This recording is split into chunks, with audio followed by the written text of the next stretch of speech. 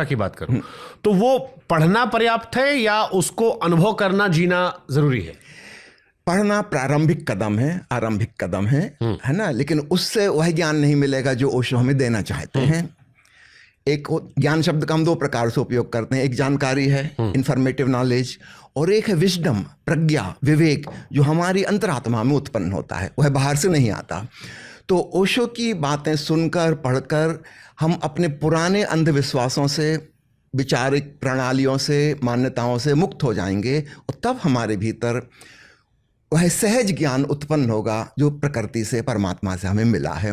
तो ज्ञान शब्द के यहाँ दो अर्थ हो गए, एक जानकारी वाली ज्ञान, उधार, जो दूसरों ने हमारे भीतर भरा है और हमने उसको पकड़ लिया है, उसको हम अपना समझने लगे। उसको कह रहे हैं यह तुम्हारा नहीं है, तुमने कहीं से पढ़ा है, कहीं से सुना है, कहीं अनकॉन्शियसली अपने वातावरण से एब्जॉर्व कर लिया है।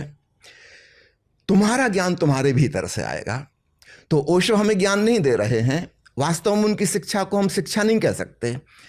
अंग्रेजी का जो शब्द है शिक्षा के लिए, एजुकेशन, उसका मतलब होता है किसी चीज को भीतर से बाहर लाना। जैसे कुएं से हम रस्सी डाल के बाल्टी में पानी खींचें, एजुकेशन का मतलब है खींचना बाहर। अभी हम जिसको शिक्षा कहते हैं वो है बाहर से भरना, जैसे किसी टंकी में हम पानी भरते हैं। तो ओशो पानी वाली टंकी के खिलाफ हैं, वो चाहते हैं तुम्हारे भीतर से, तुम्हारी अंतरात्मा से झरना फूटे, वहाँ से जो आएगा वो वास्तविक ज्ञान होगा। तो ओशो की शिक्षा को हम साधारण शिक्षा जैसा नहीं कह सकते। वो हमको कुछ थोप नहीं रहे, हमें कुछ दे नहीं रहे, बल्कि वो हमारे भीतर से जो चट्टानें आ गई हों, जिनकी वजह से अवरोध पैदा हो गया, हमारे भीतर का झरना नहीं फूट रहा है, वो उन चट्टानों को हटा रहे हैं। So it is not education in ordinary sense, है ना, उससे ठीक विपरीत है।